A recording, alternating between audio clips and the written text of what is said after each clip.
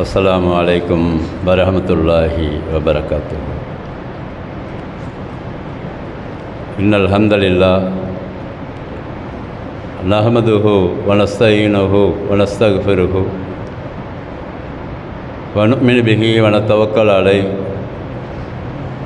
வ நஊது பில்லாஹி மின் ஷுரூரி அன்ஃபுஸினா வ மின் ஸய்யிஆத்தி அமாலினா. மை யஹ்திஹில்லாஹு ஃபலா முதில்ல லஹு வ மை யுத்லில் ஃபலா ஹாதிய லஹு. வ அஷ்ஹது அன் லா இலாஹா இல்லல்லாஹு வஹ்தஹு லா ஷரீக லஹு வ அஷ்ஹது அன்ன முஹம்மதன் அப்துஹு வ ரசூலுஹு அம்மா பஅத். அல்லாஹும்ம ஸல்லி அலா முஹம்மத் வ அலா ஆலி முஹம்மத் கமா ஸல்லைத அலா இப்ராஹீம் வ அலா ஆலி இப்ராஹீம் இன்னக ஹமீதும் மஜீத். அல்லாஹும்ம பாரிக் அலா முஹம்மத் வ அலா ஆலி முஹம்மத் கமா பாரக்த அலா இப்ராஹீம் வ அலா ஆலி இப்ராஹீம் இன்னக ஹமீதும் மஜீத். قال الله تعالى في محكم تنزيله العظيم والفرقان المجيد. أعوذ بالله من الشيطان الرجيم. بسم الله الرحمن الرحيم. يا أيها الناس اتقوا ربكم الذي خلقكم من نفس واحدة وخلق منها زوجها وبث منهما رجالا كثيرا ونساء واتقوا الله الذي تساءلون به والأرحام إن الله كان عليكم رقيبا.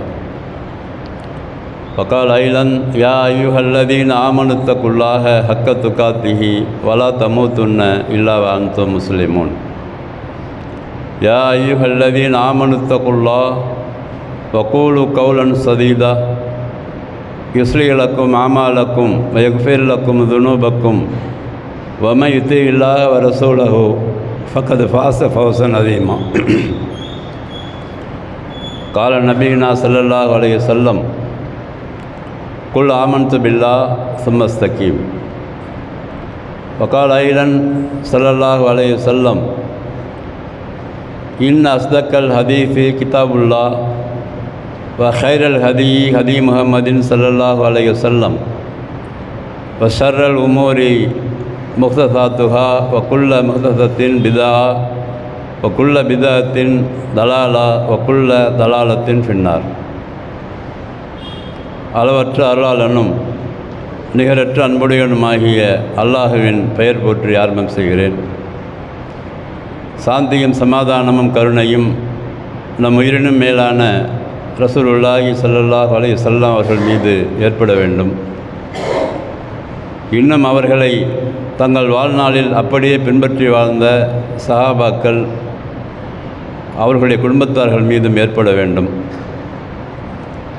இன்னும் இந்த சிறப்புக்குரிய ஜும்மாவை அதற்குரிய சரியான நேரத்தில் வந்து அமர்ந்து நிறைவான கூலியை பெறுவதற்காக காத்திருக்கக்கூடிய நம் அனைவர் மீதும் அல்லாஹுவின் வற்றா பெருங்கருணை என்றென்றும் நின்று நிலவ வேண்டும் என்ற துவாவோடு ஜும்மாவுடைய முதல் உரையை ஆரம்பம் செய்கிறேன். கண்ணியமிக்க எல்லாம் அல்ல அல்லாஹ் சுப்ஹானஹு வ தஆலாவின் நல்லடியார்களே, சகோதரர்களே, சகோதரிகளே, அல்லாஹுடைய கிருபையால் நாம் அனைவரும் அல்லாஹுடைய கட்டளையையும் ரசூலுல்லாஹி ஸல்லல்லாஹு அலைஹி வஸல்லம் அவர்களுடைய வழிமுறையை மாத்திரம் பின்பற்றி வாழக்கூடிய ஒரு பாக்கியத்தை நமக்கு அல்லாஹ் தந்திருக்கிறான். நம்பிக்கையுடைய ஆணிவேராக இருக்கக்கூடிய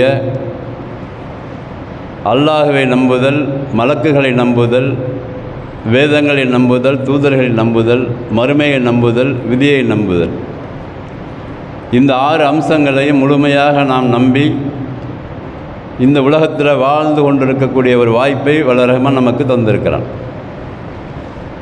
ரசூலுல்லாஹி ஸல்லல்லாஹு அலைஹி வஸல்லம் அவர்கள் நமக்கு சொல்கிறாங்க, இந்த நம்பிக்கையாளர்களில் மிக குறைவாக உள்ளத்தின் அடித்தளத்தில் நம்பிக்கை கொண்டவர் யார் தெரியுமா? அதாவது நம்பிக்கை கொண்டிருக்கிறீங்க, ஆனால் ரொம்ப குறைவாக ஒரு தகுதி உடைய நம்பிக்கையாளர் யார் தெரியுமா என்று சொல்லும் பொழுது ரசூலுல்லாஹ் சொல்கிறாங்க, மன்ரா மின்கும் முன்கரன்,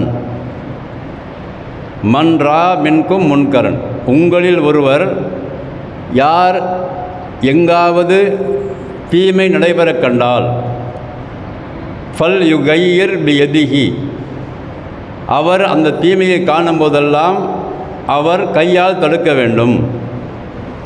ஃபஇல்லம் யஸ்ததி, அப்படி அவருக்கு கையால் தடுக்க முடியவில்லை என்று சொன்னால் வபி லிசானிஹி, அவர் வாயால் தடுக்க வேண்டும். ஃபஇல்லம் யஸ்ததி பி கல்பிஹி, அவர் தன்னுடைய மனதால் அதை விட்டு ஒதுங்கி இருக்க வேண்டும். ذَلِكَ அல்லாஹுல் ஈமான், இதுதான் நம்பிக்கையாளர்களுடைய மிக குறைவான தகுதிங்கிறாங்க ரசூலுல்லாஹ். நம்பிக்கை கொண்டவர்களிடையே மிகப்பெரிய தகுதியெல்லாம் வேறு இடத்துல சொல்லியாச்சு. ஆக குறைவான தகுதி என்னன்னு சொன்னாக்கா, எங்கெல்லாம் தவறு நடக்கிறதோ தீமை நடக்கிறதோ அதை நீங்கள் பார்த்து கொண்டு சும்மா இருக்கக்கூடாதுன்னு அர்த்தம். நம்மளை பார்த்து ரசூலுல்லாஹ் சொல்கிறாங்க, எங்கே தீமை நடைபெற கண்டாலும் அதை மாற்றுவதற்கான முயற்சி செய்ய வேண்டும். அந்த முயற்சி எப்படி இருக்க வேண்டும்? உனக்கு முடியுமானால் கையால் தடுத்தாக வேண்டும். முடியவில்லை என்று சொன்னால் வாயாலியாவது சொல்ல வேண்டும். அதுவும் முடியவில்லை என்று சொன்னால் மனதால் அதை நினைத்து ஒதுங்கி வாழ வேண்டும். இந்த 3 தகுதிகளோடு சேர்த்து தான் அந்த நம்பிக்கையுடைய கடைசி தரம் என்று ரசூலுல்லாஹ் சொல்கிறாங்க. இப்போ நம்மளை வச்சு கொஞ்சம் சிந்தித்து பார்க்கும் பொழுது, தீமைகள் நடைபெற கண்டால் என்று சொல்வதற்கு முன்பாக நம்மிடத்திலே இருக்கிற தீமைகளை நாம் எந்த அளவிற்கு தடுத்து கொண்டிருக்கிறோம், நம்மையும் நம்முடைய குடும்பத்தாரையும் நமக்கு பிறந்த பிள்ளைகளையும் நம்மோடு இருக்கிற உறவினர்களையும் நாம் ஏதாவது கண்டிக்கிறோமா, இல்லை கண்டிக்கலையா? நம்ம குடும்பத்தில் நாம் தொழுகையாளியாக இருந்தால் தொழுகை இல்லாதவர்களை ஒரு பேச்சுக்காவது சொல்கிறோமா?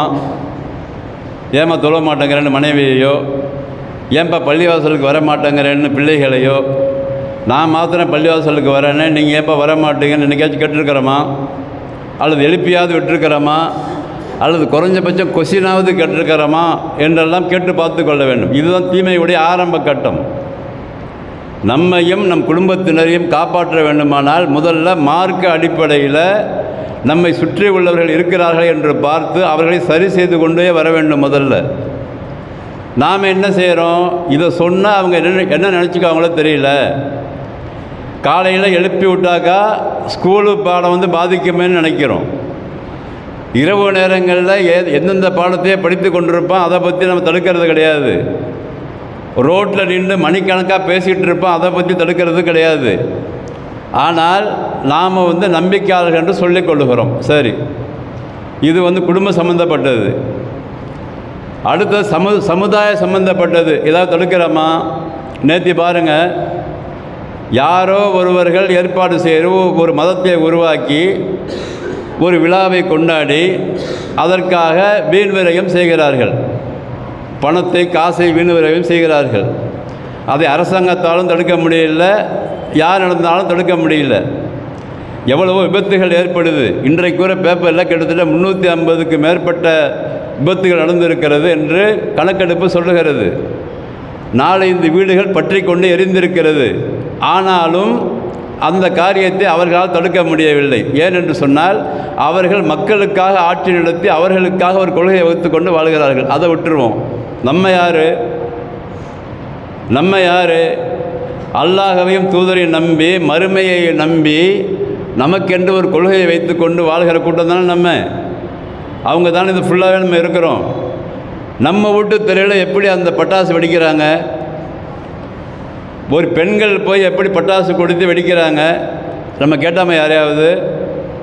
அல்லது நம்ம வீட்டுக்குள்ள பிள்ளைகளுக்கு ஆசைப்படுறாங்கன்னு வாங்கி கொடுக்குறோம்ல, அது வாங்கி கொடுக்கலாமா?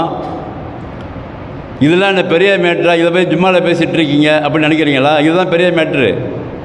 எங்கெல்லாம் மார்க்கத்துக்கு புறம்பான காரியங்கள் நடக்கிறதோ அதை முதல்ல நாம் தடுத்து கொண்டு இருக்க வேண்டும். நமக்குள்ளே தடுத்தாக வேண்டும். சின்ன பிள்ளைகள் கேட்குது, ஆசைப்படுதுன்னு சொல்லி இன்றைக்கி வாங்கி கொடுத்தீங்கன்னா ஒரு விதையை நீங்கள் போடுறீங்க மறைமுகமாக அங்கே உங்கள் வீட்டுக்குள்ளே. எப்படி போடுறீங்க? சின்ன பிள்ளை ஆசைப்படுறதுன்னு சொல்லி வாங்கி கொடுக்குறீங்க. அந்த பிள்ளை வளர்ந்து அந்த பிள்ளைக்கு அது வாங்கி கொடுக்கும். நீங்கள் போடுகிற விதை இருக்குல்ல, அந்த விதை சின்ன சாதாரண விதை நினச்சிக்காதீங்க. ஒரு கலாச்சார சீரழிவுக்கான விதை அது. அந்த பிள்ளைக்கு என்ன சொல்லிக் கொடுக்கணும் என்றால், இந்த விஷயங்கள் எல்லாம் வீண் விரயத்துக்கு உரியது, காசு கரியாகுது, இதனால் ஆபத்து ஏற்படுகிறது, இதனால் எந்த யூஸும் கிடையாதுப்பா, அதை விட உனக்கு விளையாட்டு பொருள் வேற ஒன்று வாங்கி தருகிறேன், அல்லது சாப்பிட பொருள்கள் கீழே வாங்கி தருகிறேன், இதெல்லாம் நம்முடைய கலாச்சாரம் இல்லை என்று சொல்லி அந்த விதையை அந்த சின்ன பிள்ளை மத்தியில் போட்டிங்கன்னா அது உள்ளத்தில் ஒரு விதை அந்த முளைக்கும். அது நீங்கள் என்ன நினைக்கிறீங்க? சின்ன பிள்ளை தானே, அது கேட்டால் வாங்கி கொடுத்துருவோமே, இதெல்லாம் ஒரு பெரிய மேட்டரா, இதெல்லாம் என்ன பெரிய மேட்டர்னு சொல்லி வாங்கி கொடுக்குறோம் இல்லையா? அந்த வாங்கி கொடுக்கும் பொழுது அந்த கலாச்சாரம் அந்த பிள்ளை உள்ளத்தில் ஆழமாக பதிந்து, எங்கள் அத்தா வாங்கி கொடுத்தாரு, எங்கள் உம்மா ரோட்டில் வெடி வெடித்தாங்க, நானே வெடிக்கிறேன் என்ற ஆண் பிள்ளையும் பெண் பிள்ளையும் வளர்ந்து அது செய்ய ஆரம்பிச்சிடும். இந்த கலாச்சார சீரழிவு தான் வருங்காலத்தில் மதமாக மாறி இன்றைக்கு இருக்கிறது, யாராலுமே தடுக்க முடியாத சூழ்நிலையாக இருக்கிறது. நல்லா ஞாபகம் வச்சுங்க. நம்ம செய்கிற அந்த விஷயம் இருக்குல்ல, இது சாதாரண விஷயம் நினச்சிட்டு இருக்கிறோம். இதை தடுத்தாக வேண்டும், இதை தடுத்தாக வேண்டும். யாராருக்கெல்லாம் முடிகிறதோ கையால் தடுக்க வேண்டும். வீட்டில் கேட்டாங்கன்னா வாயால் சொல்லி தடுக்கணும், அல்லது அதை விட்டு ஒதுங்கி இருக்க வேண்டும். இது ஒன்று. அடுத்தது, சமுதாய தீமைகள் நிறைய நடக்குது. இப்போ சமீப காலமாக இது ஒன்று, வீடு சொல்லிட்டேன், ரோடு சொல்லியாச்சு. அடுத்ததாக சமுதாய தீமைகள் நடக்குது. இன்றைக்கு இளைஞர்களை பொறுத்த வரைக்கும் ஆண்களும் பெண்களும் சினிமா மோகம் கொண்டு அலைகிறாங்க. சரி, சினிமா மோகம் கொண்டு அலைஞ்சால் பிரச்சனை கிடையாது, அது வேறு விஷயம். அதுக்கு பிறகு யார் சினிமாவில் நடிக்கிறானோ அந்த நடிகர் நம்ம வீட்டு பிள்ளைகளை தன்வசப்படுத்தக்கூடிய சூழ்நிலை ஏற்பட்டு கொண்டிருக்கிறது. நான் இது கற்பனையாலாம் சொல்லலை, நீங்களே பாருங்கள், நீங்களே பார்த்துருப்பீங்க, நான் சொல்ல நல்லா புரியும் உங்களுக்கு. நம்ம வீட்டு இளைஞர்கள் பிள்ளைகள், ஆண் பிள்ளைகளும் பெண் பிள்ளைகளும் இந்த டெலிவிஷன் ஷோக்களில் உட்காந்துக்கிட்டு புர்காவையும் போட்டுக்கிட்டு கருத்து சுதந்திரம் என்கிற பேரில் அவங்க ஒரு சில கேள்விகளை கேட்க, இந்த பிள்ளை பதில் சொல்கிறத பார்த்துருக்கீங்களா டிவியில் நிகழ்ச்சிகளில், நீயா நானா போன்ற நிகழ்ச்சிகள், இன்னும் பல நிகழ்ச்சிகள். என்ன செய்கிறான் அவன்? இஸ்லாத்துடைய கொள்கைக்கு டைரெக்டாக அதை நேர் எகென்ஸ்டாக இருக்கிற சில விஷயங்களை அந்த புர்கா போட்டு கொண்டிருக்கிற அந்த பொண்ணு சொல்லுகிற மாதிரி செட்டப் பண்ணி, அது உண்மையாக பொய்யான்னு தெரியாது, செட்டப் பண்ணி அந்த பிள்ளை முஸ்லீம் வீட்டில் வளர்ந்த பிள்ளை சுதந்திரமாக பேசுகிற மாதிரி காமிக்கிறான். சரி, அது ஒன்று. இப்போ சமீபத்தில் எல்லாத்தையும் விட்டு அது மிகப்பெரிய கேரியர்லாம் நான் விட்டு நான் ஒரு கட்சியை ஆரம்பிக்க போகிறேன்னு சொல்லி பெரிய மாநாடு நடத்தினான். மாநாடு நடத்தி கொள்கையை அறிவித்தான், எல்லாருக்கும் தெரியாது. அதில் பார்த்தீங்கன்னா அது அவன் கொள்கையை அறிவித்தா எனக்கு பிரச்சனை இல்லை, நான் இது ஜும்மாவில் பேசணும்னு எனக்கு அவசியமும் கிடையாது. ஏன் பேச வேண்டிய சூழ்நிலை ஏற்படுதுனாக்கா, அந்த உட்கார வச்சிருக்கிற அந்த ஒரு லைனில் நம்ம சகோதரி ஒருத்தி உட்கார்ந்துருக்கிறாங்க. எப்படி உட்கார்ந்துருக்கிறா? துணை கொள்கை பரப்பு செயலாளர் அல்லது ஏதோ ஒரு பதவி, அந்த பதவியில் உட்காந்துக்கிட்டு முருகாவை போட்டுக்கிட்டு உட்காந்துருக்குது. உட்கார்ந்து இருக்கிறது என்ன செய்யணும்? ஆரம்பத்திலே அந்த பதவி கொடுக்கும் பொழுது ஒரு உண்மையான ஒரு முஸ்லீமாக இருந்தால் அது என்ன யோசிச்சிருக்கணும்? முதல்ல பப்ளிக்கில் ஒரு திரைப்பட நடிகருக்கு முன்னாடி உட்கார்ந்துருக்கிறோமே, அதுவும் புர்கா போட்டுட்டு உட்கார்ந்துருக்கிறோமே, இது நம்ம சமுதாயத்தை பாதிக்குமா பாதிக்காதான் யோசிச்சுல உட்கார்ந்துருக்கணும். சரி, உட்காந்துருச்சு. உட்கார்ந்த பிறகு அவன் அறிவிக்கிறான்ல, கொள்கையை அறிவிக்கிறான்ல, அந்த கொள்கையை அறிவிக்கும் போதாவது குறைஞ்சபட்சம் என்ன கொள்கை நீ சொல்ல போகிற அப்படி பார்க்கணும்ல. அப்போ அவன் சொல்கிற கொள்கை எல்லாமே மார்க்கத்துக்கு முரணாக இருக்குது. அதை பற்றி தட்டி கேட்பதற்கு அந்த முஸ்லீம்களை காப்பாற்றப் போகிறோம் என்ற இயக்கங்கள் கூட வாய் திறக்கலை. முஸ்லீம்களை நாங்கள் காப்பாற்ற போகிறோம், நாங்கள் தமிழகத்தை சேர்ந்த முஸ்லீம்கள்லாம் காப்பாற்ற போகிறோன்னு ஒரு இயக்கம் இருக்குது. அதுக்கு இப்போ இளைஞர்களெல்லாம் கையை வச்சுட்டு இவங்களை காப்பாற்ற போகிறோன்னு இயக்கம் இருக்குது. எந்த இயக்கமே வாயை திறக்கலை. எப்படி வாயை திறக்கிறாங்கண்டா, நான் சமீபத்தில் நேற்று பார்த்தேன் பேப்பரில் ஒரு தலைவர் சொல்கிறார், நான் பேரை குறிப்பிட விரும்பலை, நான் சொல்லும் போதே உங்களுக்கு புரியும். ஒரு தலைவர் சொல்கிறாரு, எங்கள் தலைவர் காயிதே மில்லத்து இருந்தார்ல, அந்த காயிதே மில்லத்து பெரியாரை பின்பற்றினார், அம்பேத்கரை பின்பற்றினார், பெரியாரையும் அம்பேத்கரையும் பின்பற்றிய எங்கள் காயிதே மில்லத்துடைய கொள்கையை இவர் பின்பற்ற மாட்டேங்கிறாரு, அதனால இவர் கொள்கை சரியில்லை. இவர் அறிக்கை விடுறார். எப்படி? பெரியார் கொள்கையை காயிதே மில்லத்து பின்பற்றினாராம், அம்பேத்கர் கொள்கையையும் காயிதே மில்லத்து பின்பற்றினாராம். அதனால் இவர் காயிதே மில்லத்துக்கு ஒரு கட்டவுட்டு கூட வைக்கல, அவரை பற்றி இவர் பேச்சு அதை பற்றியுமே பேசலை, அதனால் இவர் கொள்கை சரியில்லை, அதான் கொள்கை சரியில்லை. சுப்ஹானல்லாஹ். அவர் அந்த நடிகர் பேசுகிற பேச்சில் அந்த கொள்கையை நம்மளுக்கு பாதிப்பு ஏற்படுத்த போது, நீ பெரியாரை பின்பற்றினா எனக்கு என்ன, அம்பேத்கரை பின்பற்றினா எனக்கு என்ன? பெரியாரை பின்பற்றுகிறான்னு சொல்லி பெரியார் என்ன சொன்னார்? முதல்ல அதையாவது விசாரிக்கணுமில்ல. பெரியார் என்ன சொன்னார்? கடவுள் இல்லை என்று ஆரம்பத்தில் சொன்னார். அவர் கடவுள் இல்லைன்னு ஆரம்பத்தில் சொல்லவே கிடையாது. அவர் சொன்னது என்ன? கடவுள் என்ற பெயரில் நீ பொய்யா சொல்கிறப்பா, நீ சொல்கிற கடவுள் இது கிடையாது. கடவுள் பெயரால் நீ பாகுபாடு பார்க்குற, கடவுள் பெயரால் ஏற்றத்தாழ்வை நீ பார்க்குற, பிறப்பால் உயர்வு தாழ்வு பார்க்குற, அதை நான் ஏற்றுக்க முடியாது. ஆணுக்கு பெண் அடிமைன்னு நீ சொல்லுற, அந்த அடிமைத்தனத்தை நான் ஏற்றுக்க முடியாது. பெண்கள்லாம் படிக்கக்கூடாதுன்னு நீ சொல்கிற, அதை நான் ஏற்றுக்க முடியாது. அப்போ இதெல்லாம் சொல்கிற உன் கடவுள் அது கடவுள் இல்லைன்றார் அவருடைய ஆரம்ப கால இதெல்லாம் படித்து பாருங்கள் நீங்கள். பெரியார் சொன்னது, நீ சொல்கிற கடவுள் இருக்க முடியாது. எப்படி? நீ சொல்கிற கடவுள் உயர்வு தாழ்வை காண்பிப்பவராக இருக்கக்கூடாது. அல்லாஹ் தானே சொல்கிறான். அதெல்லாம் சொல்லணுங்க. நீ அல்லாஹ் என்ன சொல்கிறான்? உங்களை உயர்வு தாழ்வு இருக்குன்னு நான் சொல்கிறேன். அல்லாஹ் கடைசியாக எழுதினார் அவர், இன இழிவு தீர இஸ்லாமே மருந்துண்டு ஒரு புத்தகம் எழுதினார் பெரியார். என்னாண்டு, இன இழிவு தீர வேண்டுமானால் இஸ்லாம் தான் தீர்வுன்னு கடைசியாக மௌத்தாரத்துக்கு முன்னாடி எழுதிட்டு போனார். அப்போ அவர் சொல்லாத கொள்கையெல்லாம் இவங்க சொன்னதாக சொல்லி அவர் சொன்னது கரெக்டாக சொல்லிட்டு தான் போனார். நீங்கள் வச்சிருக்கிறது கற்பனை பண்ணி வச்சிருக்கிற கடவுள் கிடையாது. நீ வச்சிருக்க கற்பனை பண்ணி மக்கள் மத்தியில் உயர்வு தாழ்வு காண்பிக்கிற கடவுள் கிடையாது. ஏற்றத்தாழ்வு காண்பிக்கிற கடவுள் கிடையாது. அப்படி தான் கடவுளாக இருக்க முடியாதுன்றார். உண்மைதானே அது? அல்லாஹ் சொல்கிறான், யா அய்யுஹன்னாஸ் இத்தக்கும் ரப்பக்கும் உள்ளதி ஹலக்கக்கும் மின் நஃப்ஸின் வாஹிதா. ஒரே விஷயத்தில் முடிஞ்சு போச்சு. மனிதர்களே, உங்கள் அனைவரையும் ஒரே தாய் தந்தையருக்கு இப்போ நான் படைத்திருக்கிறேன், அதனால் என்னை மாத்திரமே நீங்கள் வணங்குங்கள். உங்கள்கிட்ட எந்த விதமான வேறுபாடும் கிடையாது. ஒரே ஆண் ஒரே பெண்ணிலிருந்து நீங்கள் எல்லாம் வந்திருக்கிறீர்கள். நிறத்தால் வேறுபாடு கிடையாது, மொழியால் வேறுபாடு கிடையாது அப்படின்னு சொல்லியாச்சு. எப்போ சொல்லியாச்சு? என்றைக்கு முதல் மனிதரை அல்லாஹ் படைத்தானோ அன்றைக்கே சொல்லியாச்சு. இனி வரப்போகிற எல்லா மனிதர்களும் ஒரே தாய் தந்தையருக்கு பிறந்தவர்கள். உங்கள்கிட்ட வேறுபாடு கிடையாது. அதனால் யாரும் உயர்வு தாழ்வு பார்க்காதீங்க, மொழியால் பார்க்காதீங்க, நிறத்தால் பார்க்காதீங்க, எந்த வேறுபாடும் கிடையாது. பெண்களை பெண்கள் என்றும் ஆண்களை ஆண்கள் என்றும் நான் படைத்திருக்கிறேன். ஆண்களுக்கென்று சில தகுதிகள் இருக்கிறது, பெண்களுக்கென்று சில தகுதிகள் இருக்கிறது, படைப்பால் இருக்கிறது. பெண்களுக்கென்று சில காரியங்களை வைத்திருக்கிறேன், ஆண்களுக்கென்று சில காரியங்களை வைத்திருக்கிறேன். ஆண்கள் ஆண்களாக இருக்க வேண்டும், பெண்கள் பெண்களாக இருக்க வேண்டும். ஒருவர் மற்றவருக்கு சம உரிமையை கொடுத்தாக வேண்டும். ஒருவர் மற்றவருக்கு அடிமை கிடையாது. எல்லாத்தையும் தெளிவாக இஸ்லாம் சொல்லியாச்சு. இதில் புரட்சி பண்ணேன்னு சொல்லிட்டு யாரும் புரட்சி பண்ண முடியாதுங்க. ஏன்? ஃபவுண்டேஷன் ஏற்கனவே இருக்குது. அப்போ ரசூல் ஸல்லல்லாஹு அலைஹி வஸல்லம் அவர்கள் அல்லாஹ்விடமிருந்து செய்தியை எடுத்துக்கொண்டு இந்த கருத்தை மக்கள் மத்தியில் சொன்னாங்க. கடவுள் இல்லை என்று அவர் சொன்னார். ஒரிஜினல் கடவுள் யார் என்று சொன்னார். கடைசியாக அவர் ஒரிஜினல் கடவுளாக இருந்தால் ஏற்றத்தாழ்வு பார்க்கக்கூடாது. ஏற்றத்தாழ்வு இஸ்லாம் பார்க்கல. அதனால தான் கடைசியாக எழுதிட்டு போனார் அவர். அதுக்கப்புறம் அம்பேத்கர் என்ன சொன்னார்? கடைசியாக அம்பேத்கர் கடைசியில் ஆய்வு செஞ்சார், சட்டங்களை வகுத்தார், மக்களுக்கு பொதுவாக சட்டங்களை வகுத்தார். அதுக்கப்புறம் கடைசியாக என்ன சொன்னார்? பகவத்கீதையை கொளுத்துட்டார். பப்ளிக்கில் வச்சவர் பகவத்கீதைங்கிற புத்தகத்தை, கையால் எழுதப்பட்ட அந்த வேதம் என்று சொல்கிற புத்தகத்தை போட்டு கொளுத்துட்டு புத்த மதத்துக்கு போனார் கடைசியாக. அப்போ எதிர்ப்பு தெரிவித்தாங்க அவருக்கு. அதை யாருன்னு சொல்ல காணுவீங்க. அதுக்கு யாரையெல்லாம் தலைவர் என்று இவர் சொன்னார், இந்த நடிகர் சொல்கிறாரோ, அவர் கொள்கை ரீதியாக யாருமே சரியே கிடையாது.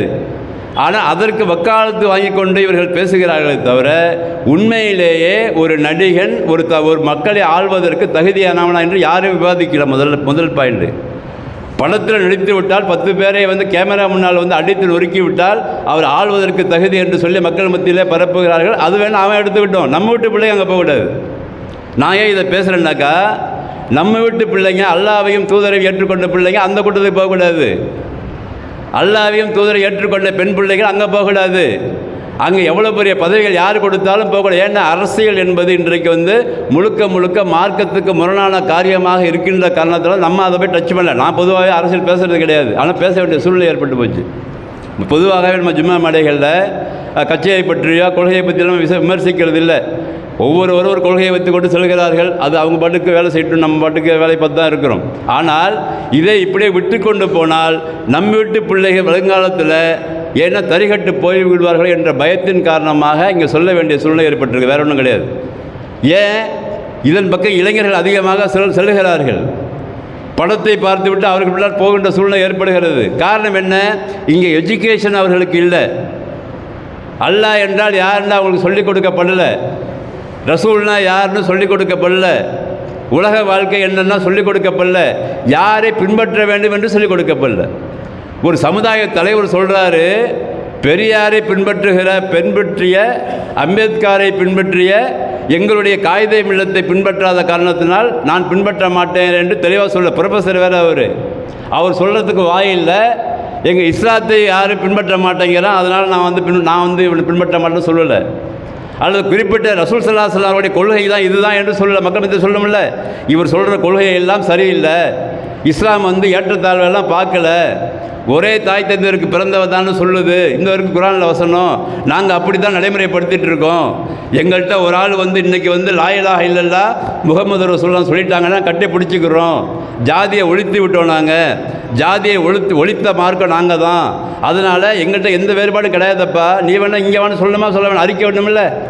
உங்களுடைய இந்த ப்ரொஃபஸருங்க என்பதனால உங்களுக்கு தகுதி இருக்கிறது என்பதற்காக எவ்வளோ பெரிய தகுதியை உங்களுக்கு கொடுத்து மக்கள் உங்களை நம்புகிறாங்க. ஒரு சின்ன வார்த்தை சொல்லியிருக்கலாம்ல, ஒரு சின்ன பிட்டு பேப்பரில் இது மாதிரி எங்கள் இஸ்லாம் ஜாதியை ஒழித்த மார்க்கம், இங்கே வந்து எந்த விதமான ஏற்றத்தாழ்வு கிடையாது, நாங்கள் பார்க்கறது இல்லை, பெண்களுக்கு நாங்கள் சம உரிமையை தான் கொடுக்குறோம், அவங்களுக்கு எதெல்லாம் சாத்தியமோ அதெல்லாம் நாங்கள் செய்ய வைக்கிறோம், எங்கள் வீட்டு பெண்களை அடிமையாக நான் நடத்துவது கிடையாது, அவர்கள் எதை செய்ய வேண்டுமோ அதை செஞ்சு கொண்டு தான் இருக்கிறார்கள், அவர்களை சுதந்திரமாக நாங்கள் வைத்திருக்கிறோம், அவங்களுக்கு தேவையான அனைத்தையும் கொடுக்குறோம். நீ அப்போ அப்படி சொல்கிற, எங்கப்பா உயர்த்த அவர்களுக்கு காண்பிக்கப்படுது என்று கேட்கணுமா இல்லையா? கேட்கல.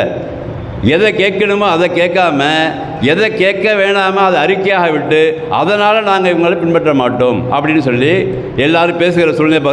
அதுக்கு பிறகு இன்னும் பல கட்சிகள் இருக்கா இல்லையா, நம்ம கட்சிகள், அவங்க என்னென்னா எங்கே இவங்களுக்கு ஓட்டு வங்கி வரும், இவர் கூட சேர்ந்துக்கிட்டால் நம்மளுக்கு ஒரு 10 பேர் வருவான்னு சொல்லிட்டு வாயை பற்றி சும்மா இருக்கிறாங்க. அது அவங்களும் இளைஞர்களை நாங்கள் வந்து சீர்திருத்த போகிறோம், சமுதாய புரட்சி பண்ண போகிறோம், அதுக்கு பிறகு நாங்கள் எப்படி அவர்கள் செய்கிறார்களோ அதுமாதிரி ஆப்போசிட்டாக நாங்கள் செய்ய போகிறோம் கட்சியில் இருக்கா இல்லையா? அவங்க என்ன பண்ணுறாங்கன்னா அவங்களும் வாயை திறக்கலை. மாறாக ஒருவேளை இவருக்கு எக்ஸ்ட்ரா ஓட்டு கிடைச்சா என்ன செய்கிறது, அப்போ அவரோட அலையன்ஸ் வச்சுக்கிட்டாங்க நம்ம கொஞ்சம் இதாக இருக்குன்னு சொல்லி வாயை பற்றிட்டு இருக்கிற சூழ்நிலை இருக்குது. நம்ம ஏன் இதை பேசுகிறோம் சும்மான்னு சொன்னாக்கா, நமக்கு வந்து யாருடைய சப்போர்ட் நமக்கு தேவை கிடையாது, யாருடைய அலையன்ஸும் நம்மளுக்கு தேவையில்லை. உண்மையை வந்து உறக்க சொல்ல வேண்டும். தீமை நடைபெற கொண்டால் தடுக்க வேண்டும். அது ஒன்று வாயால் தடுக்க வேண்டும், அல்லது கையால் தடுக்க வேண்டும், அல்லது அதிலிருந்து ஒதுங்கி வாழ வேண்டும் என்று ரசூலுல்லாஹ் சொன்ன காரணத்தினால நம்ம வீட்டு பிள்ளைகள் யாராவது அப்படி போய்விடக்கூடாது என்ற ஒரு நல்ல எண்ணத்தில் தான் இங்கே சொல்லப்பட்டு கொண்டிருக்கிறது. அதற்கு பிறகு என்ன காரணத்தினால இந்த இளைஞர்கள் அங்கே போகிறாங்கன்னா, இந்த பெண்கள் ஏன் போகிறாங்கன்னாக்கா, அவர்கள் வளர்க்கிற முறையை ஆரம்பத்திலேயே அல்லாஹ்வை சொல்லிக் கொடுத்து, அல்லாஹ்வுடைய தகுதியை சொல்லிக் கொடுத்து, அல்லாஹ் என்றால் யார் என்று சொல்லிக் கொடுத்து வளர்க்க வேண்டிய பொறுப்பில் இருக்கக்கூடிய பெற்றோர்கள் அதன் பக்கம் சரியாக கவனம் செலுத்தாமல் உலக காரியங்களிலையும் உலக படிப்பிலேயும் அதிகமாக கவனம் செலுத்தி நாமே அந்த பிள்ளைகளை வேறு பக்கம் செல்வதற்காக தூண்டி கொண்டிருக்கிறோம் மறைமுகமாக. அது தெரிய மாட்டேங்குது. அதனால தான் அவங்களுக்கு போகிற இடங்களில் என்னென்ன கொள்கை கிடைக்குதோ அதெல்லாம் எடுத்துக்கிட்டு அதன் பக்கம் வீரியமாக செயல்படுகிறார்கள். செல்லுகிற இடங்களில் அவங்க வர்ற அந்த மற்ற கொள்கைவாதிகள் வரும்போது அவர்களோடு ஏற்படுகிற பழக்கங்கள், அவர்களோடு ஏற்படுகிற நட்பு, இன்னும் அவர்களுடைய கலாச்சாரங்களை கையில் எடுத்துக்கிட்டு நம்ம வீட்டுக்கு வந்துடுறாங்க. வந்த பிறகு நம்ம சொல்கிற விஷயம் அவங்களுக்கு புரியவே மாட்டாங்குது. இவங்களாம் அப்படி தான் இப்போ பேசுவாங்க, அவங்களே ஒரு டார்கெட் வச்சுருக்காங்க, எப்படி இவங்க இப்படி தான் பேசுவாங்க அப்படின்னு சொல்லி. அதே மாதிரி இவர்கள் செல்கின்ற இடங்களில் அல்லாஹ்வை பற்றி விளக்கமாக சொல்வதற்கு இவங்களுக்கு வந்து நாலேஜ் கிடையாது. 10 பேர் வந்து அல்லாஹ்வை பற்றி தெரியாதவர்கள் வருவாங்களே இல்லையா, ஸ்கூலுக்கு வர்ற இடங்களில் அல்லாஹ்ண்டா யாருன்னு சொல்லிக் கொடுக்க இவங்களுக்கு தெரியாது. அதனால் அவங்க வழிபாட்டு முறைகளை சில நேரங்களில் எடுத்துக்கொள்கிறாங்க. அவங்கள்ட்ட எகன்சி பண்ணி பேச தெரியாது. அவன் கேட்பான் அல்லாஹ்ண்டா யாருன்னு கேட்பான், என்ன சொல்லுவ? அல்லாஹ் எங்கே இருக்கிறான்னு கேட்பான், என்ன சொல்லுவ பதில்? அவன் எப்படி இருக்கான்னு கேட்பேன், என்ன சொல்லுவ பதில்? ஏன்னா இங்கே படிக்கலை. அவன் ஒரு கான்செப்ட் வச்சுருப்பான், ஒரு உருவத்தை வச்சுருப்பான், இதான் என் கடவுளும்மா, ஐயோ அதை பார்த்துட்டு வந்துகிட்டே இருப்பான், பேச தெரியாது, வாயடிச்சு போயிடுவான். அதனாலையும் செல்லுகிற இடங்களில் அந்த நாலேஜ் இல்லாத காரணத்தினாலையும் வாயடைத்து போய் அவர்களை பின்பற்ற வேண்டிய சூழ்நிலை நம்ம வீட்டு ஆண்களுக்கும் பெண்களுக்கும் ஏற்படுகிறது. இதனால தான் கல்லூரிகளுக்கும் பள்ளிகளுக்கும் செல்லுகிற நம்ம வீட்டு பிள்ளைகள் சில நேரங்களில் தடம் மாறி போய்விடுகிறார்கள், தடம் புரண்டு போய்விடுகிறார்கள். ஏன்னா சோசியலிசமாக இருப்போம்ப்பா, 4 ஜோக்கு அடிச்சியா, ஒரு சினிமா கதையை பேசுனியா, நாடகத்தை பேசுனியா, நாங்களாம் 20Kன்னு சொன்னியா, நாங்கள் 24Kன்னு சொன்னியா, நீங்கள் 90sன்னு சொன்னியா, அவங்கெல்லாம் அப்படி தப்பான்னு சொன்னியா, இப்படி ஜாலியாக ஒழிச்சிட்டு வந்துட்டு இங்கே அல்லாஹ் அக்பர்னு சொல்கிறான். அவன் பாட்டுக்கு 10 பேர் அங்கங்கே நின்று தான் இருக்கிறான். ரீசன் என்ன? அல்லாஹ் அக்பர் என்று சொல்லுகிற அந்த வார்த்தையுடைய தாக்கம் இவன் காதுக்குள்ளே புகவில்லை என்று அர்த்தம். அல்லாஹ் அக்பர் அழைக்கிறார்களே என்ன, நாங்கள் போயாகணுமே என்ன இல்லை. சின்ன பிள்ளை வர்றாங்க, நம்ம பள்ளிவாசலில் ஓதுற மக்தப் மதரஸில் ஓதுற சின்ன பையன் 6 வயசு கூட ஆகலை, அவன் அல்லாஹ் அக்பர் சொன்னால் வந்துடுறான். காலேஜ் படிக்கிற பிள்ளைகள் அந்த ரோட்டில் நின்றுட்டு நிற்கிறான் வண்டி வைத்து கொண்டு. பெற்றோர்கள் ஜாலியாக உட்காந்துருக்காங்க வாசலில். அந்த உணர்வே இல்லை. எங்கே யாரை அழைக்கிறா என்ன, நான் ஏன் உட்கார்ந்துருக்கிறேன், ஏன் நான் போகக்கூடாது, நான் என்ன பண்ணிகிட்ருக்கிறேன், அந்த எண்ணம் கூட வரல. அப்போ உணர்வு பூர்வமாக இந்த இஸ்லாம் என்ற மார்க்கத்துடைய தாற்பயம் உள்ளத்தின் அடித்தளத்தில் புகாத காரணத்தினால நமக்கு உரைக்க மாட்டேங்குது. எல்லாமே உரைக்காமல் இருக்கிறதுனால தான் நம்ம எதை பற்றியுமே வீரியமாக சிந்திக்கிறது இல்லை. ஏதோ சாதாரண மேட்ரு விட்டுட்டுருக்கோம். அதனால் மற்றவர்களுக்கு அல்லாஹ் வேறு தகுதியை கொடுத்து நம்மை அவர்கள் ஆளுகிற மாதிரி ஆக்கி வைத்திருக்கிறான் அல்லாஹ். இது அல்லாஹ்வுடைய ஏற்பாடு. அதுக்கு தான் அல்லாஹ் சொல்கிறான், லக்கத் ஹலக்கனல் இன்சான ஃபி அக்ஸரி தக்வீம். நான் இந்த மனிதர்களை அழகிய முறையில் தான் படைத்தேன், எல்லா அறிவையும் தான் கொடுத்தேன். ஆனால் இவங்க சொன்ன பேச்சு கேட்கல. அதனால் சும்மா ரததுனாக அஸ்ஃபல சாஃபிலின், அதன் காரணத்தினால தாழ்ந்தவர்களில் மிக தாழ்ந்தவர்களாக இவர்களை ஆக்கிவிட்டோம் என்று இந்த ஒட்டுமொத்த மனிதனையும் அல்லாஹ் சொல்லுகிறான். ஆனால் நமக்கு ஒரு அழகான கொள்கையை அல்லாஹ் கொடுத்துருக்கிறான், அழகான வழிமுறையை கொடுத்துருக்கிறான். கொள்கையையும் கொடுத்து வழிமுறையை கொடுத்து நாம் குறைஞ்சபட்சம் கூட அதை பின்பற்றவில்லைன்னு சொன்னால் நம்மை விட கை சேர்ந்தப்பட்டவர் யார்? யோசிச்சு பாருங்கள்.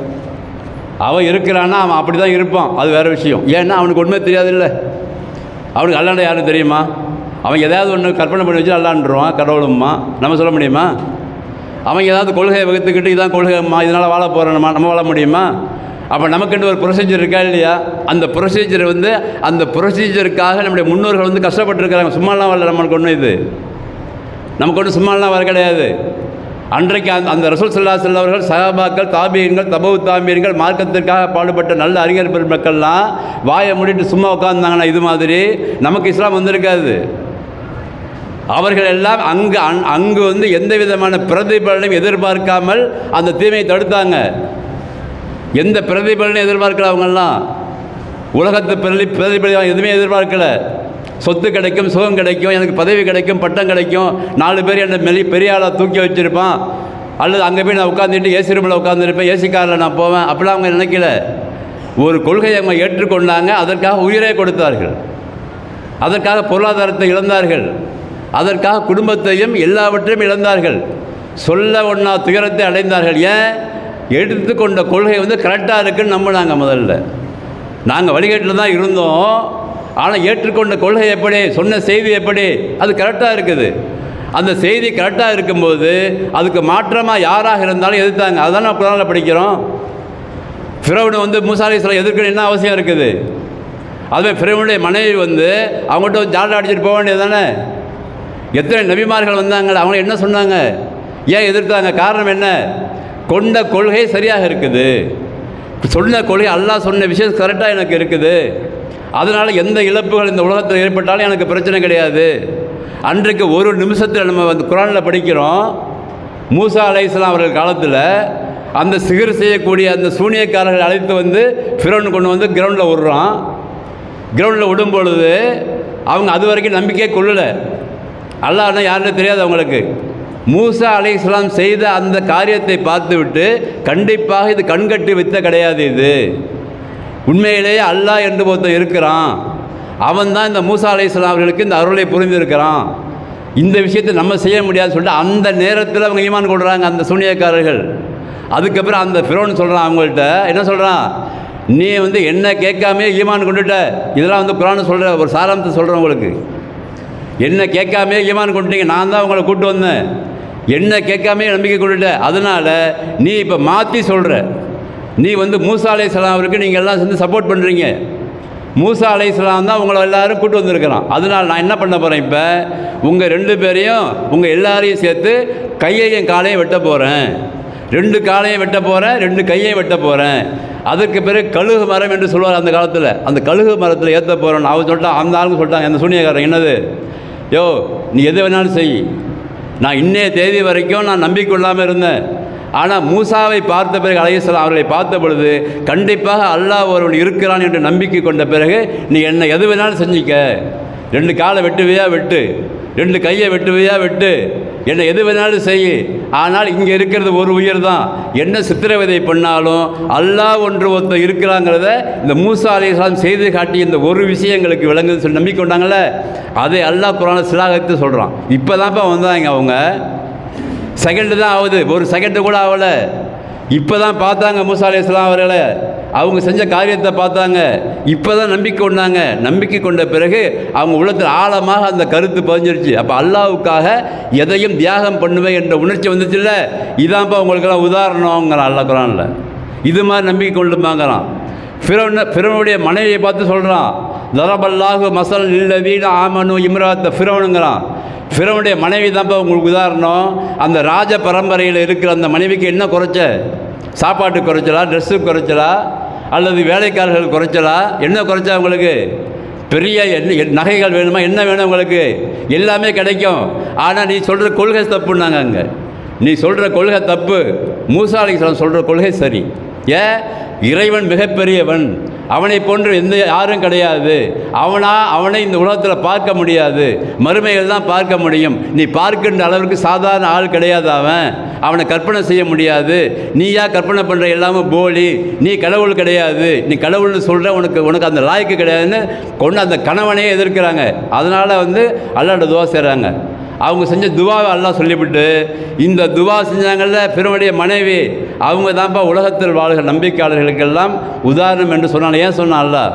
ஏன் சொன்னான்டா, ஒரு கொள்கையை எடுத்துக்கொண்டோம் என்று சொன்னால் அந்த கொள்கையால் ஏற்படுகிற எல்லா விதமான இழப்புகளையும் துன்பங்களையும் தாங்கிக் கொள்ளுகிற ஒரு தகுதியை உள்ளத்தில் ஏற்படுத்த வேண்டும்னு அர்த்தம் அதுக்கு.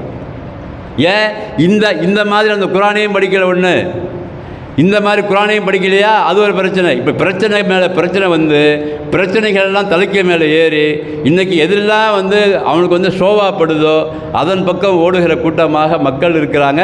அந்த மக்கள் இருந்தால் நமக்கு டோன்ட் கேர். நம்ம வீட்டு பிள்ளைங்க அங்கே இருக்கக்கூடாது, நம்ம வீட்டு பிள்ளைங்க இருக்கக்கூடாது.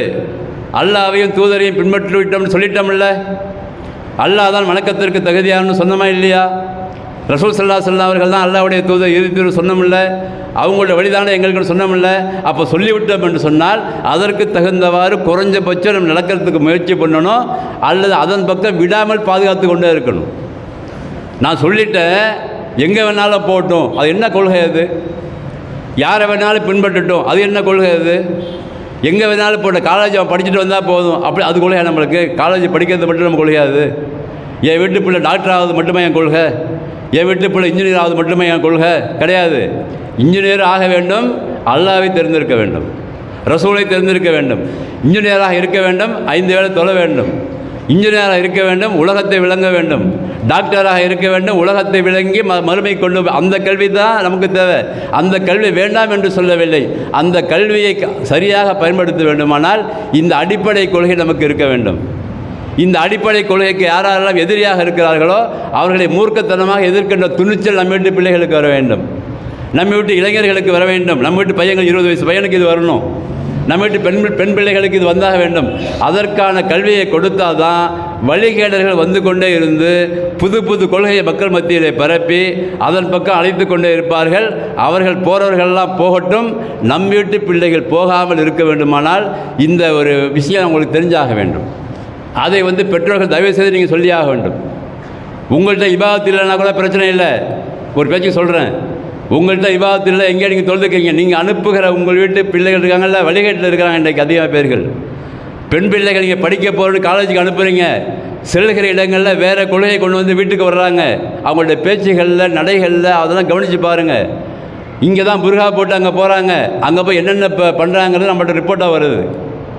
உண்மையிலே சொல்கிறேன், இது நான் கற்பனையால் சொல்கிறேன்.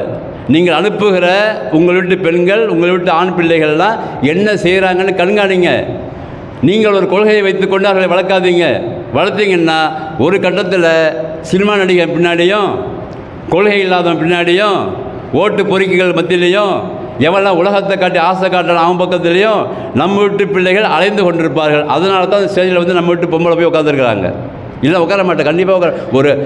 ஒரு சாதாரண நம்பிக்கை உள்ள ஒரு பெண்ணு கூட ஒரு நடிகன் பின்னாடி போக மாட்டான், முதல்ல தான் சொல்கிறேன். ஆனால் போயிருக்கிறாள் என்று சொன்னால் பேசிக் கொடுக்கப்படலை அவங்களுக்கு. உலகத்தை ஆதரவாக கொண்டு அவங்க பின்னாடி உட்காந்துருக்கிறாங்க. அவள் வந்து என்ன செய்வான், அந்த தகுதி கொடுத்து என்ன செய்வான் அவன் அதை பக்கம் கொண்டு போயிட்டே இருப்பான். ஏன்னா பதவி கிடச்சிச்சுல்ல. அதுக்கு பிறகு பாருங்கள், இன்னொரு விஷயத்தை நேரத்தை கற்று சொல்லிக்கிறேன். அன்றைக்கி நடந்த நிகழ்ச்சியில் மாநாட்டில் பைபிளை கொண்டாந்து கொடுக்குறான், வாங்கி பையில் வச்சுக்கிறான். பகவத்கீதை கொண்டாந்து கொடுக்குறான், வாங்கி வச்சுக்கிறான். குரானை கொண்டாந்து கொடுக்குறான், வாங்கி வச்சுக்கிறான். என்ன அர்த்தம் தெரியுமா? அவன் சொல்கிறான் மறைமுகமாக, குரான் ஒன்று தான், பைபிள் ஒன்று தான், பகவத்கீதை ஒன்று தான். அதன் அர்த்தம் அதுக்கு ஏன்னா இதுதான் சரின்னு சொல்கிறதாண்டா எங்கேம்மா இருக்கும்? குரான் சரி என்றால் மற்றது சரி கிடையாதுன்னு அர்த்தம். குரான் தான் சரின்னா ஏன்னாக்கா இது வந்து அல்லாஹ்வால் இறக்கப்பட்டது, அதற்கான சாட்சிகள் இங்கே இருக்கிறது. ஃபீன் குன்தும் ஃபீ ரைபிம் மிம்மா நஸ்ஸல்னா அலா அபுதினா ஃபாத்து பி சூரத்தின் மிம்ஃதிலி நல்லா சவால் வருறான். இந்த முகமதுக்கு அனுப்பப்பட்ட இந்த குரான் இருக்குல்ல, இதன் மேலே உலகத்தில் இருக்கிற யாராவது ஒருவருக்கு சந்தேகம் இருக்குமானால் இது மாதிரி ஒரே ஒரு அத்தியாயத்தை கொண்டு வான்னு நல்லா சவால் வரும். எவன் எடுக்கல இது வரைக்கும். எத்தனையோ புத்திசாலிகள் தோன்றி வந்தாங்க உலகத்தில், ஒரு ஆயத்தை கொண்டு வர முடியல. அதனால சொல்கிறோம் இது உண்மையான வேதண்டு. எங்கள் வேதத்தை கொண்டு வா பார்ப்போம். ஒரு பக்கத்தை படித்தா போதும், ஒரு பக்கத்தில் 1000 தப்பு இருக்குது, நான் கண்டுபிடிச்சு சொல்லுவேன். அப்போ அது இது ஒன்றுன்னு சொன்னால் என்ன செய்கிற அப்படின்னு மக்கள் மத்தியில் இது ஒன்று தான், அது ஒன்று தான், 3 ஒன்று தான். அப்போ 3 ஒன்றுனாக்கா ஏன் 3 ஒன்றுங்கிறான்? இங்கே ஓட்டு கிடைக்கும், உனக்கு முஸ்லீமில் கொஞ்சம் ஓட்டு கிடைக்கும், கிறிஸ்டியனில் கொஞ்சம் ஓட்டு கிடைக்கும், அவங்கள்ட்ட கொஞ்சம் ஓட்டு கிடைக்கும். அதான் நம்ம கொள்கை. அதான். அப்போ அதை பற்றி புரட்சி பண்ணி சொல்லணுமா இல்லையா? யாரெல்லாம் சமுதாயத்தில் கவலைப்பட்டு கொண்டிருக்கிறார்களோ அவங்க குறைஞ்சபட்ச தலைவர் என்ன செய்யணும்? எப்பா குரான் வேறு, பகவத்கீதை வேறு, அந்த பைபிள் வேறு, நீ எப்போ ஒன்றா கொண்டு வந்து 3 வாங்கிக்கிற அப்படின்னா பேச போகிறேன்னு கேட்கணுமா இல்லையா? இதை கேட்க காணும். எதெல்லாம் கேட்கணுமோ அதை கேட்க காணும். எதெல்லாம் கேட்க வேண்டியலையோ எங்கள் தலைவரை கொண்டு வந்து கட் அவுட் வைக்கல, எங்கள் தலைவர் பேர் நீ சொல்லலை, அதனால் ஒன்று நான் பின்பற்ற மாட்டேன்னு மிகப்பெரிய தலைவர் சொல்கிறார். பார்த்தா நமக்கு வந்து நம்ம சாதாரண நம்மளுக்கு அந்தளவுக்கு அரசியல் நாலேஜும் கிடையாது. அதை படிக்கும் போது அறிக்கை படிக்கும் போது இவ்வளோ கோபம் வருது எனக்கு. இல்லை இவ்வளோ பெரிய தலைவர் சொல்கிறாங்க, இவ்வளோ சமுதாய காவலர்னு சொல்கிறாங்க. கடைசியில் சாதாரண ஒரு விஷயத்துக்கு கூட ஒரு அறிக்கை விட தெரியல, ஒரு இஸ்லாத்தில் உணர்வு இல்லை. இது எப்படி முஸ்லீம் கட்சி என்று சொல்லிக்கொண்டு நடத்துகிறார் என்ற ஒரு கேள்வி என் உள்ளத்தில் வந்ததுனால இந்த ஜும்மாவை இதற்காக பயன்படுத்தியிருக்கிறேன். ஏன்னா அந்த அளவிற்கு இன்றைக்கு சமுதாயத்தில் வழிகேடுகள் பெருகி கொண்டிருக்கிறது. போலி தலைவர்கள் உருவாகி கொண்டிருக்கிறார்கள். முழுக்க உலக ஆதாயத்தை மாத்திரமே குறிப்படையாக கொண்டு மக்களை வழிநடத்தி கொண்டிருக்கிற தலைவர்கள் தான் இன்றைக்கு இருக்கிறார்கள். இவர்களை விட்டு நாமும் நம்முடைய சந்ததிகளும் ஒதுங்கி இருக்கணும். அதுக்கு விழிப்புணர்வு வர வேண்டும் என்பதற்காகத்தான் சொல்லப்பட்டிருக்கிறது. இந்த சொல்லப்பட்ட விஷயங்களில் மிக முக்கியமான விஷயமாக இஸ்லாம் என்று சொல்லக்கூடிய அந்த கொள்கை நெறி, அந்த விஷயம் என்பது எந்த நெறிக்கும் ஒத்துப்போகாதது. அது தனித்து நிற்கும். இதுதான் உண்மை, இது தப்பு, இது ரைட்டு, இது சரி, உனக்காகலாம் மாற்ற முடியாது. உலகத்தில் யாருமே ஒரு விஷயத்தை ஃபாலோ பண்ணுங்கிறதுக்காக கொள்கையை மாற்ற முடியாதுன்னா இது வந்து உண்மையான கொள்கை, படைத்த அல்லாஹ்வால் ஏற்பாடு செய்யப்பட்டது என்பதை உறுதியாக நம்பி இருக்கக்கூடிய தௌஃபீக்கை வளர்ஹமான் எனக்கு உங்களுக்கு தந்து அருள் புரிய வேண்டும். மார்க்கத்துடைய அந்த விஷயங்கள் நமக்கு கொஞ்சம் இல்லை என்று சொன்னாலும் அதை ஏற்படுத்தி கொள்வதற்கு முயற்சி செய்ய வேண்டும். அந்த ஏற்படுத்தி கொண்டு நம் வீட்டு பிள்ளைகளை குறைந்தபட்சம் அதன் பக்கம் தக்க வைத்து கொண்டே வாழ வேண்டும். இல்லை என்று சொன்னால் நம் வீட்டு பிள்ளைகள் நமக்கு இல்லை என்பதையெல்லாம் எழுதி வச்சுக்கொண்டீங்க. இப்பயே நம்ம வீட்டு இப்படிலாம் நீங்கள் வளர்த்தீங்கன்னாக்கா நம்ம வீட்டு நம்மளுக்கு கிடையாது, யாருக்கோ உள்ளதுன்னு சொல்லி வழங்கிக்கணும். வல்ல ரஹ்மான் எப்படி ஆரம்பத்தில் வல்ல ரஹ்மான் நம் சமுதாயத்தை காப்பாற்றினானோ, எப்படி ஆரம்பத்தில் அவங்க உண்மையாக இந்த மார்க்கத்தின் அடிப்படையில் வாழ்ந்து உயிர் தியாகம் செய்தார்களோ அந்த அடிப்படையில் வாழக்கூடிய தௌஃபீக்கையும் வருகின்ற சந்ததிகள் ஒரு உணர்வுபூர்வமான இஸ்லாத்தை ஏற்றுக்கொண்டு வளரக்கூடிய சந்ததிகளை மாற வேண்டும் என்று ஒரு துவாவை நாமெல்லாம் கேட்டுக்கொள்ள வேண்டும். வல்ல ரஹ்மான் நம் அனைவருக்கும் அருள் புரிவானாக. வாஹிரு தவானா அல்ஹம்துலில்லாஹி ரப்பில் ஆலமீன்.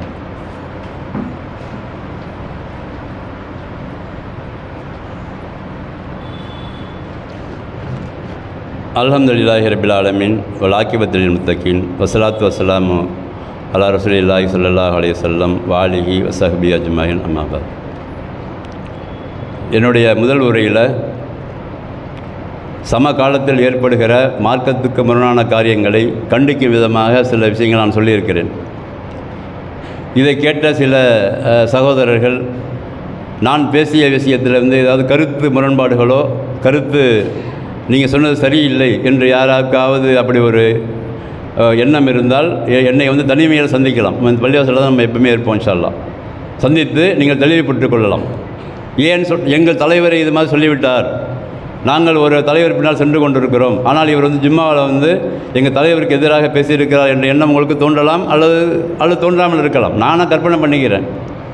நம்ம பேசியதில் ஏதாவது அவங்க தலைவருடைய விஷயத்தை பாதிக்கும் போது சில சொற்கள் இருந்திருக்குமோ என்று நான் நினைக்கிறேன். அப்படி இங்கே தொழக்கூடிய சகோதரர்களோ அல்லது இதை கேட்டுக்கொண்டிருக்கக்கூடிய சகோதரர்களோ யாருக்காவது சந்தேகம் இருக்குமானால் தனிமைகள் என்னை சந்தித்து அதற்கான விளக்கத்தை பெற்றுக்கொள்ளலாம். நம்ம சொல்கிறது ஒரே விஷயந்தான்.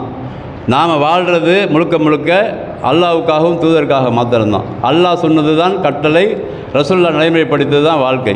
இதற்கு மாற்றமாக யார் செஞ்சாலும் அது யார் எவ்வளோ பெரிய ஆளாக இருந்தாலும் நம்மளுக்கு அது டோன்ட் கேர் தான். அது எப்பயுமே சரி, அந்த கொள்கையில் தான் நம்ம வளரணும். ஆனால் நம்ம என்ன செஞ்சுருக்கோன்னா சில விஷயங்கள் சிக்கி இருக்கிறோம். இப்போ மறைமுகமாக வேறு வழி இல்லாமல் சிக்கி இருக்கிறோம். அந்த சிக்கி இருக்கிற விஷயத்தை சரியாக தவறா என்று நினைத்து பார்த்து அதிலிருந்து ஒதுங்கி சரியான பாதையை நோக்கி வர வேண்டும் என்பதற்காக சொல்லப்பட்டதை தவிர மற்றபடி யாரையும் அவர்களை தாழ்த்தி தரந்தாழ்த்தியோ அல்லது அவர் உயர்வு காண்பித்தோ ஒருவர் ஏற்றியோ இறக்கியோ அப்படியெல்லாம் நம்ம பேசவில்லை. அப்படி பேசியதாக நீங்கள் கருதினால் அதற்கான விளக்கத்தை பெற்றுக்கொள்ள வேண்டும். வல்ல ரஹ்மான் மௌத்து வரை இதே மார்க்கத்தின் அடிப்படையில் தீவிரமாக சரியான சிந்தனையோடு வாழக்கூடிய தௌஃபீக் வல்ல ரஹ்மான் நமக்கு தந்த அருள் புரிவானாக. வாஹிது தவானா அல்ஹம்துலில்லாஹி ரப்பில் ஆலமீன்.